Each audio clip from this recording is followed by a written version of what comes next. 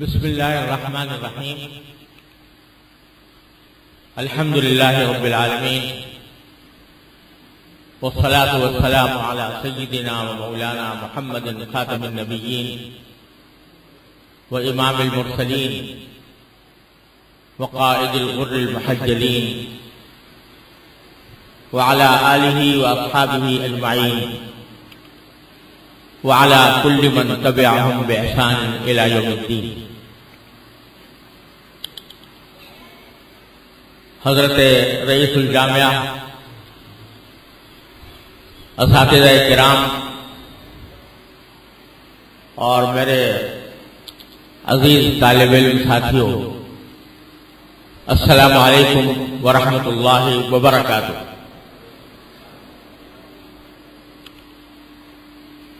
اللہ تبارک و تعالیٰ کا انعام و کرم ہے کہ آج ہم قیام پاکستان کی اس تاریخ میں، اس روح پرور تقریب میں جمع ہیں، جس میں پاکستان کے قیام پر اللہ تبارک و تعالیٰ کا شکر ادا کرنے کے لیے ہم لوگ جمع ہوئے ہیں، اور اس موقع پر ہمارے عزیز طلباء نے جو مختلف مظاہرے پیش کیے اور جو روح پرور نظمیں ہمیں سنائیں، اس پر میں ان سب کو اور ان کے منتظمین کو تہہ دل سے مبارکباد پیش کرتا ہوں کہ انہوں نے اس تقریب کو رونق دینے کے لیے ان تمام مظاہروں اور تقریروں اور نظموں کا اہتمام فرمایا۔ آج کا دن در حقیقت اللہ تبارک و تعالیٰ کی اس نعمت پر شکر ادا کرنے کا دن ہے کہ اللہ جل جلالہ نے ہمیں پاکستان جیسی ایک مسلمان ریاست اپنے فضل و کرم سے ایک ایسے ماحول میں عطا فرمائی جبکہ دنیا کی اسلام دشمن طاقتیں اپنا پورا زور اس بات کے لیے لگا رہی تھیں کہ کسی طرح یہ ملک اسلام کے نام پر وجود میں نہ آئے۔ انگریز ہندو اور سکھ جو غیر منقسم ہندوستان میں آباد تھے، وہ مسلمانوں کے لیے کوئی الگ ریاست قائم کرنے کے مخالف تھے، اور انہوں نے ایڑی چوٹی کا زور اس بات کے اوپر لگایا ہوا تھا کہ مسلمان یہ ملک حاصل نہ کر سکے۔ پاکستان کا ابتدائی تصور کہ مسلمانوں کی الگ ریاست ہو، عام طور سے کہا جاتا ہے کہ علامہ اقبال نے پیش کیا تھا، لیکن حقیقت یہ ہے کہ ان سے بھی پہلے حکیم الامت حضرت مولانا اشرف علی صاحب تھانوی رحمۃ اللہ علیہ نے مسلمانوں کے لیے ایک الگ ریاست کا تصور سب سے پہلے پیش کیا تھا۔ حضرت مولانا عبدالماجد دری آبادی جو بہت بڑے ادیب بھی تھے، بہت بڑے مصنف بھی تھے، اور حکیم الامت حضرت مولانا اشرف علی صاحب تھانوی رحمۃ اللہ علیہ سے اللہ تبارک و تعالیٰ نے ان کو تعلق عطا فرمایا تھا۔ انہوں نے اپنی کتاب حکیم الامت میں یہ بات بڑی وضاحت کے ساتھ لکھی ہے کہ پاکستان کے وجود اور پاکستان کے مطالبے کا نعرہ تو ہم نے بہت بعد میں سنا، سب سے پہلے ہندوستان میں ایک مسلم ریاست کے قیام کی بات سب سے پہلے ہم نے تھانہ بھون میں حضرت حکیم الامت مولانا اشرف علی صاحب تھانوی رحمۃ اللہ علیہ کی زبانی سنی تھی۔ لہذا یہ وہ وقت تھا جبکہ ابھی تک پاکستان کے قیام کا مطالبہ سیاسی انداز میں سامنے نہیں آیا تھا۔ اس وقت بھی سب سے پہلے حکیم الامت حضرت مولانا اشرف علی صاحب تھانوی رحمۃ اللہ علیہ نے یہ تصور پیش کیا، اور اس کے بعد پھر یہ مطالبہ ایک سیاسی انداز میں قائد اعظم محمد علی جناح نے ایک نعرے کے طور پر پیش کیا، اور پھر مسلمانان ہند کی ایک بھاری اکثریت وہ اس مطالبے کے حق میں تھی، اور ایک بہت بڑے عظیم انتخابات کے نتیجے میں یہ بات ظاہر ہوئی کہ مسلمانان ہند اپنے لیے پاکستان کی شکل میں ایک الگ ریاست قائم کرنا چاہتے ہیں۔ لیکن اس الگ ریاست کے قیام کے لیے چاروں طرف سے مخالفتوں کا بازار گرم تھا، اور پاکستان کے ایک رہنما کی طرف یہ مقولہ منسوب ہے کہ انگریز کے تو دو دشمن ہیں، ایک ہندو اور ایک مسلمان، لیکن مسلمان کے تین دشمن ہیں، ایک انگریز، ایک ہندو اور ایک خود مسلمان، کہ ان میں سے بعض حضرات مسلمان ہونے کے باوجود وہ اس ریاست کے تصور کے قائل نہیں تھے۔ لیکن اللہ تبارک و تعالیٰ نے ساری مخالفتوں کے طوفان سے گزرتے ہوئے یہ ملک 14 اگست 1947 کو ایک ایسے وقت قائم فرمایا کہ وہ رمضان کی 27ویں شب تھی، اور اس 27ویں شب کو اللہ تبارک و تعالیٰ نے اس خطے زمین کے خطے کے اوپر پاکستان کو ایک مستقل ریاست کی صورت میں اس طرح ابھارا کہ دنیا حیران رہ گئی۔ جس وقت پاکستان بن رہا تھا تو بچے بچے کی زبان پر یہ نعرے تھے کہ پاکستان کا مطلب کیا، لا الہ الا اللہ۔ ہم اس وقت کو دیکھنے والے تو معدود چند ہی رہ گئے ہوں گے، لیکن ہمیں اپنے بچپن کی وہ یادیں آج تک نہیں بھولتی جب ہم اپنی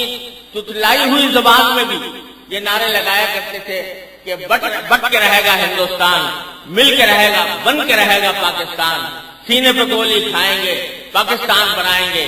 یہ نعرے بچے بچے کی زبان پر تھے، اور اللہ تبارک و تعالیٰ نے ان معصوم نعروں کو بھی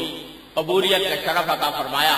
اور 14 اگست 1947 کو اللہ تبارک و تعالیٰ نے 27ویں رمضان کی 27ویں شب میں یہ مملکت وجود میں آئی، اور وہ جمعۃ الوداع بھی تھا۔ ایک ایسے موقع پر اللہ تبارک و تعالیٰ نے اس ریاست کو وجود بخشا جبکہ رمضان کا مہینہ تھا، جمعۃ الوداع تھا، 27ویں شب تھی، اس میں اللہ تبارک و تعالیٰ نے یہ ملک ہمیں عطا فرمایا، اور یہ پوری دنیا میں واحد ملک ہے جو اسلام کی بنیاد پر بنا، اور سارے ملک قومیتوں کی بنیاد پر بنتے ہیں اور زبانوں کی بنیاد پر بنتے ہیں، لیکن اس موجودہ ماحول کے اندر پاکستان پہلا وہ ملک تھا، اور اس کے نظیر اور بھی کہیں نہیں ملے گی کہ جو صرف اسلام کی بنیاد پر وجود میں آیا۔ اللہ تبارک و تعالیٰ نے یہ ہم پر کرم فرمایا اور ہمیں یہ ریاست عطا فرمائی، اور اللہ تبارک و تعالیٰ کے فضل و کرم سے باوجود اس کے کہ جب پاکستان بن رہا تھا تو پاکستان کے مخالفین کی طرف سے، ہندوؤں کی طرف سے، سکھوں کی طرف سے یہ کہا جا رہا تھا کہ بھوکا ننگا پاکستان، بھوکا ننگا پاکستان، یعنی پاکستان ایسا بنے گا کہ اس میں لوگ بھوکے ننگے ہوں گے، ان کے پاس کچھ کھانے کو نہیں ہوگا۔ کہا جا رہا تھا کہ پاکستان چند دن کا ہے، چند دن کا مہمان ہے اور چند دن کے اندر یہ ختم ہو جائے گا، اور سازشیں بھی اس قسم کی تھیں۔ ہمیں یاد ہے کہ جب پاکستان سے حضرت والد ماجد رحمۃ اللہ علیہ نے ہجرت فرمائی تو وہاں کسٹم پر حضرت والد ماجد رحمۃ اللہ علیہ کے پاس کتابوں کا ایک بہت بڑا خزانہ تھا، اور ان کی سب سے بڑی فکر یہ تھی کہ میں کسی طرح یہ کتابیں اپنے ساتھ لے جا سکوں اور یہ کہیں ضائع نہ ہو جائے۔ لیکن جب کسٹم میں پہنچے، وہ کسٹم جس سے گزر کر ہمیں پاکستان کے اندر داخل ہونا تھا، تو وہاں یہ دیکھا کہ کسٹم والے وہ اور ہر چیز کو گوارا کر رہے ہیں، لیکن ایک تو سونا چاندی اور دوسرے کپڑے یہ کسی قیمت پر گوارا نہیں کرتے۔ چنانچہ ہماری بہنوں کا، ہمارے گھر والوں کا ایک کپڑوں کا ایک بکس تھا، وہ سارے کے سارے کپڑے، بے سلے کپڑے جتنے تھے وہ سارے کے سارے انہوں نے چھین لیے۔ اس لیے چھین لیے کہ تاکہ ان کا جو نعرہ تھا کہ بھوکا ننگا پاکستان، اس کو عمل کر کے دکھائیں کہ پاکستان میں جا کر کسی کو کپڑا نصیب نہیں ہے، کسی کو خوراک نصیب نہیں ہے۔ اللہ جل جلالہ نے اپنے فضل و کرم سے ان کے سارے منصوبے خاک میں ملائے، اور اللہ تبارک و تعالیٰ کی طرف سے پاکستان قائم ہوا، باوجود کہ بے شمار مسائل کا سامنا تھا۔ مہاجرین کا ایک سیلاب تھا جو کٹ مر کر، جن کو قربانیاں دے کر، ان کی خون کی ندیاں بہہ کر کسی طرح پاکستان پہنچ رہا تھا۔ اللہ تبارک و تعالیٰ نے ان کو بھی یہاں پر آباد کیا اور پاکستان معرض وجود میں آ گیا۔ یہ اللہ تبارک و تعالیٰ کا اتنا بڑا کرم ہے کہ ہم اس پر جتنا شکر ادا کریں کم ہے۔ آج ایک بات بہت کثرت سے لوگوں کے درمیان پھیلائی جاتی ہے، اور خاص طور سے افسوس ہے کہ ہمارے دینی حلقوں میں بھی یہ بات بہت شد و مد کے ساتھ پھیلائی جاتی ہے کہ پاکستان غلط بنا۔ یہ پھیلائی جاتی ہے کہ چونکہ پاکستان جس مقصد کے لیے بنا تھا کہ یہاں اسلامی نظام قائم ہو، اسلامی شریعت کا نفاذ ہو، ابھی تک ہم وہ منزل حاصل نہیں کر سکے، لہذا یہ بنا ہی غلط تھا اور اس کو بننا نہیں چاہیے تھا۔ اور یہ کہا جاتا ہے کہ چونکہ اب تک ہم اسلامی شریعت کے نفاذ میں کامیابی حاصل نہیں کر سکے، اس واسطے جو پاکستان کا مقصد وجود تھا وہ پورا نہیں ہوا، اس لیے یہ مملکت معاذ اللہ بیکار ہے، اور اس کی وجہ سے بعض اوقات لوگ پاکستان کے دشمنوں کے ساتھ ہم نوائی کرنا شروع کر دیتے ہیں۔ یہاں میں یہ بات ذرا تھوڑی سی تفصیل کے ساتھ عرض کرنا چاہتا ہوں کہ اس میں کوئی شک نہیں کہ پاکستان کے موجودہ حالات، اس کے سیاسی منظر کے بارے میں ہم سب تنقید کرتے رہتے ہیں۔ جن ہاتھوں میں پاکستان کی باغ ڈور آئی اور اس وقت جن ہاتھوں میں پاکستان کی باغ ڈور ہے، وہ پاکستان کے اصل مقصد وجود سے بے وفائی کرتے رہے، اور جس مقصد کے لیے پاکستان بنا تھا اس کو آگے بڑھانے میں بڑی حد تک ناکام رہے ہیں۔ یہ ساری تنقیدیں ہم کرتے ہیں، پاکستان کے اندر جو خرابیاں ہیں ان کا اعتراف بھی کرتے ہیں، لیکن یہ بات کبھی فراموش نہ کرنی چاہیے کہ اللہ تبارک و تعالیٰ نے ان تمام خرابیوں کے باوجود پاکستان کو ساری دنیا میں ایک منفرد حیثیت عطا فرمائی ہے،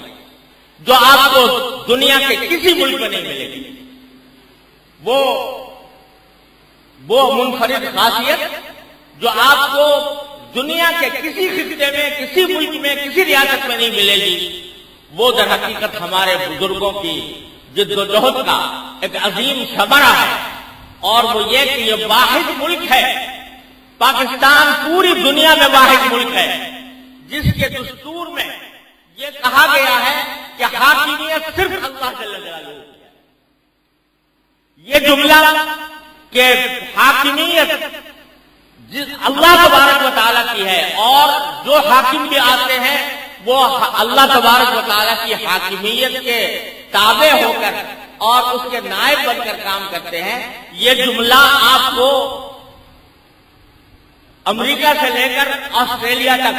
جتنے ممالک ہیں اور جتنے عالم اسلام کے ممالک ہیں، سعودی عرب سمیت، اس میں کسی کے دستور میں آپ کو یہ جملہ نظر نہیں آئے گا. ان الحکم الا للہ، کہ حاکمیت صرف اللہ کی ہے. یہ وہ بات ہے جس کو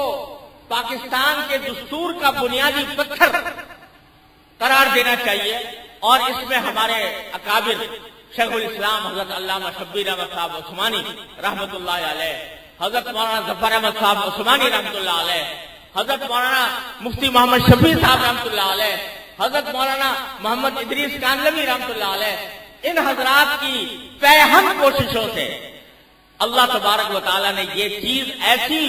پاکستان کو عطا فرمائی ہے کہ اس کی کوئی نظیر دنیا کے اندر موجود نہیں.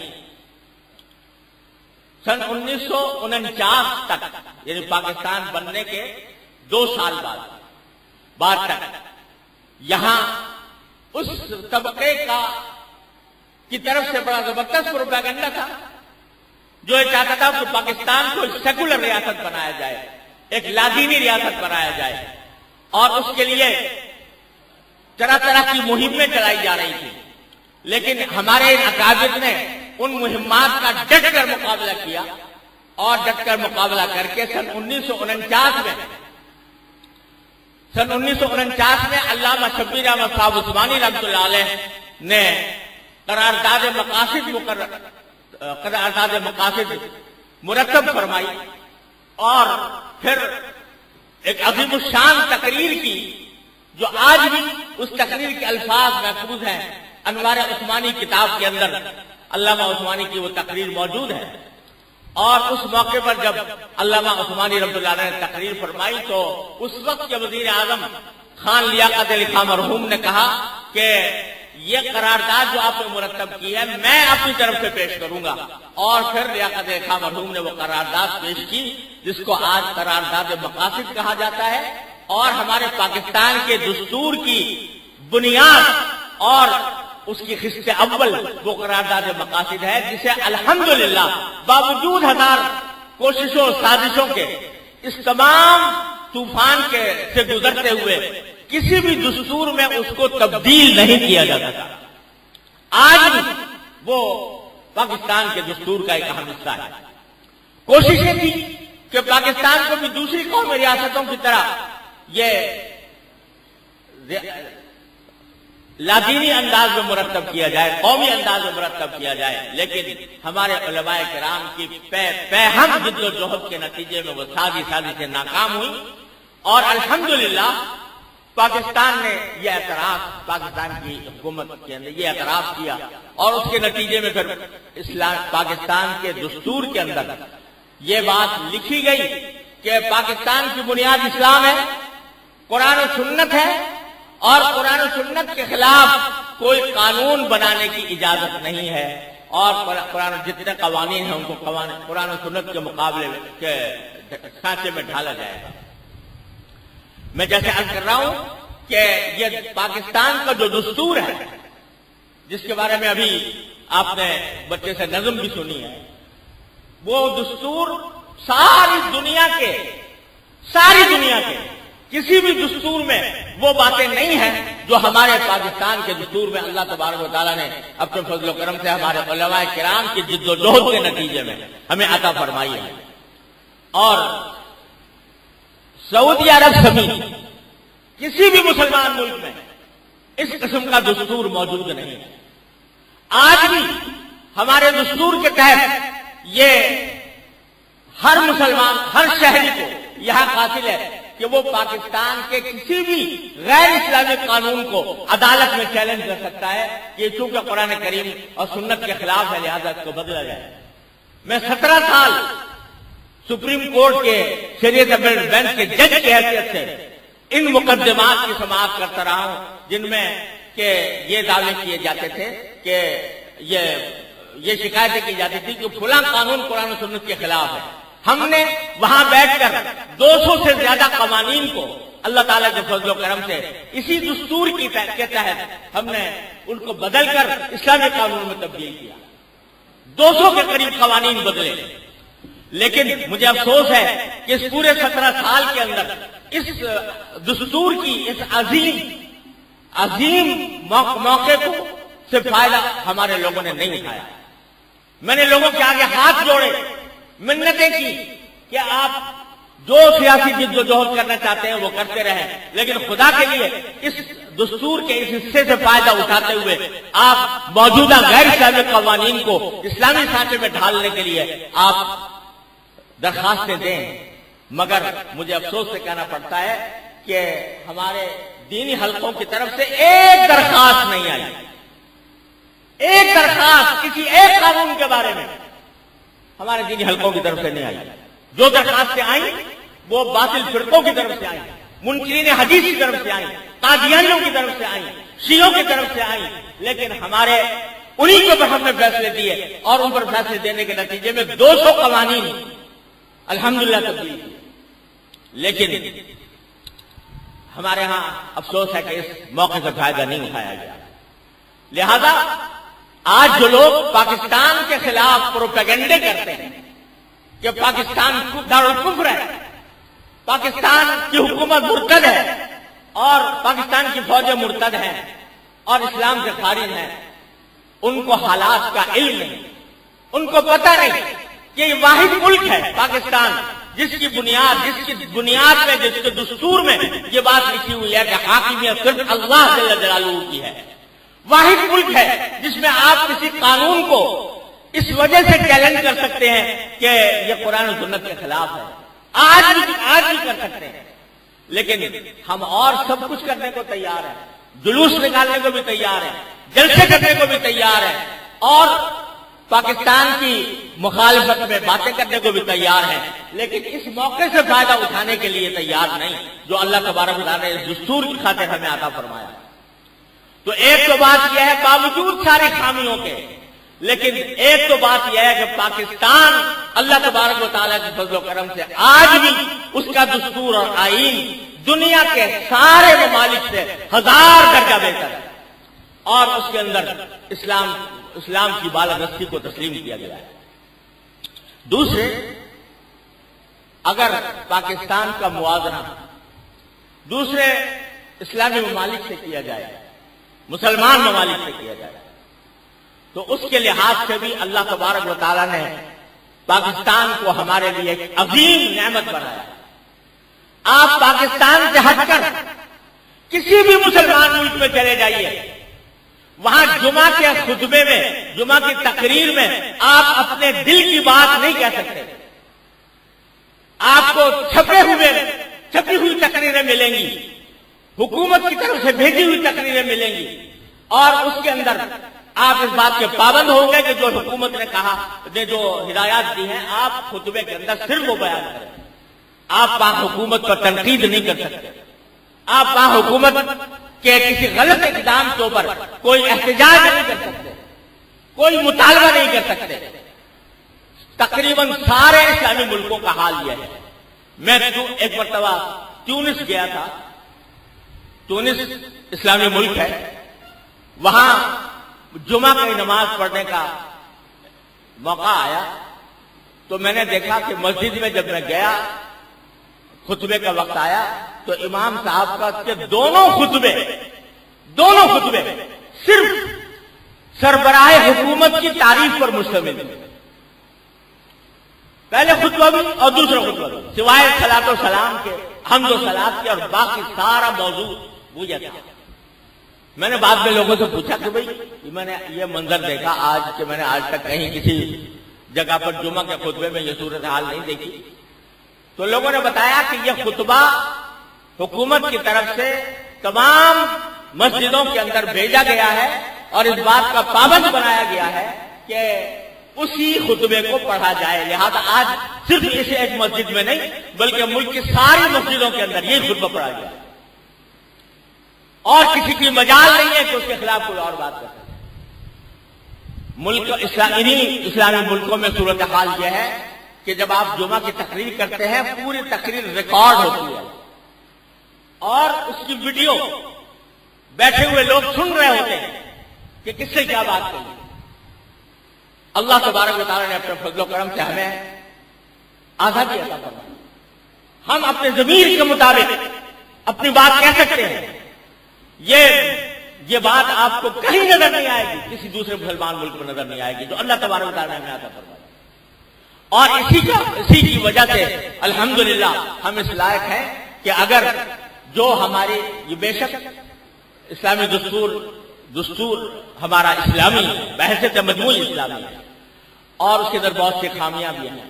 اور ہمارے عمل میں بہت ساری خامیاں ہیں, لیکن ان خامیوں کی اصلاح کے لیے جد و جہد کا راستہ کھلا ہوا ہے.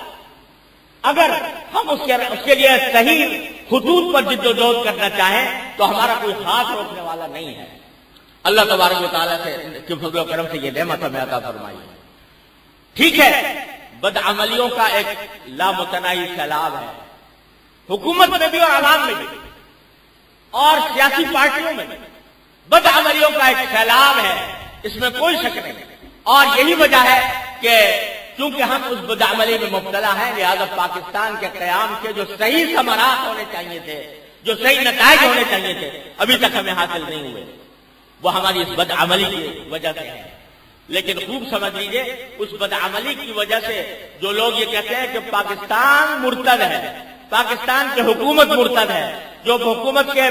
کے ساتھ تعلق رکھنے والے ہیں وہ مرتد ہیں, جو پاکستان کی فوج پاکستان کا دفاع کرتی ہے وہ مرتد ہے,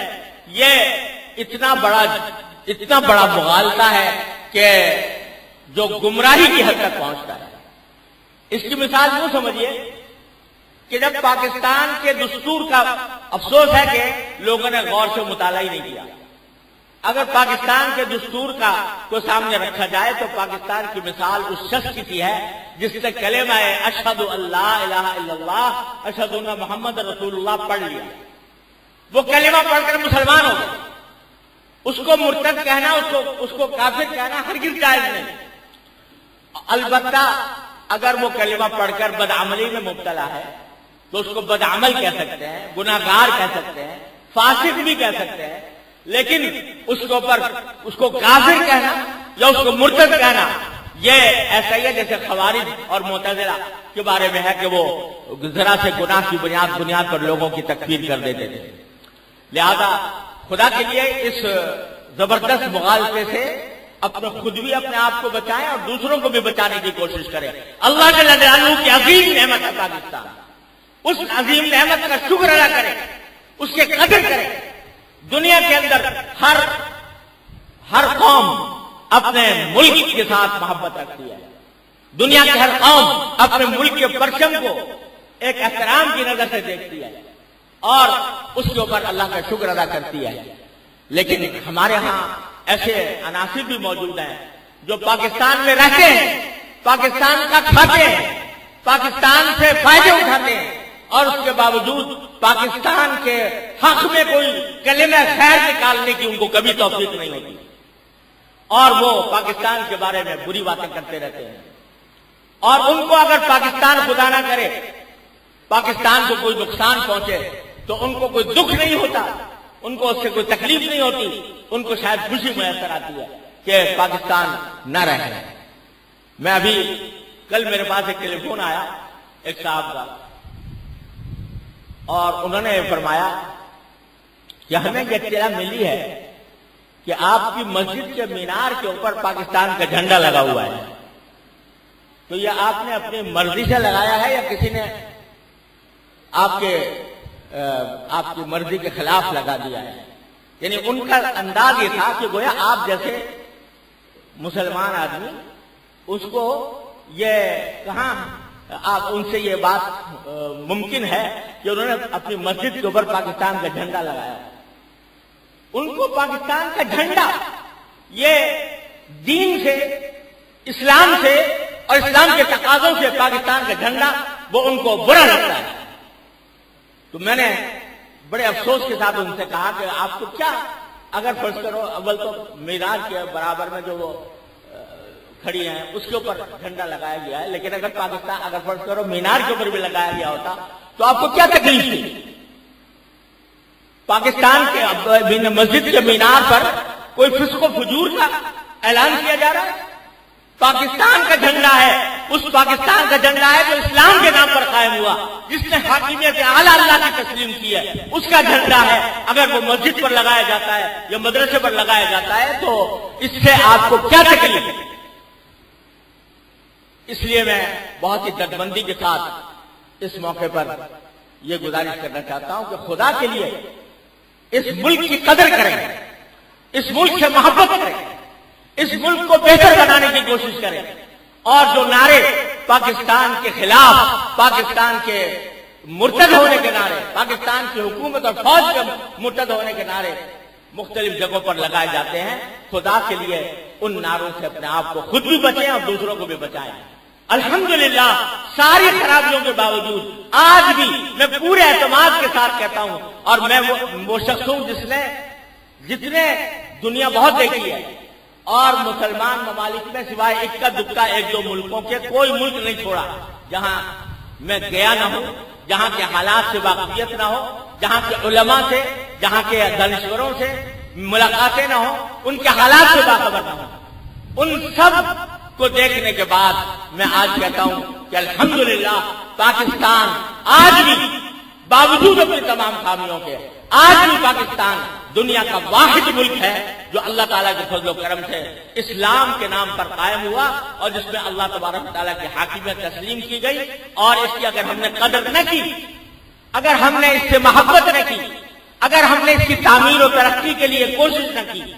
تو پھر یہ کفران نعمت ایسا ہے کہ جس کی معافی مشکل ہے۔ اللہ تبارک و تعالیٰ اپنے فضل و کرم سے ہم سب کو اس کفران نعمت سے محفوظ رکھے۔ وآخر دعوانا الحمدللہ۔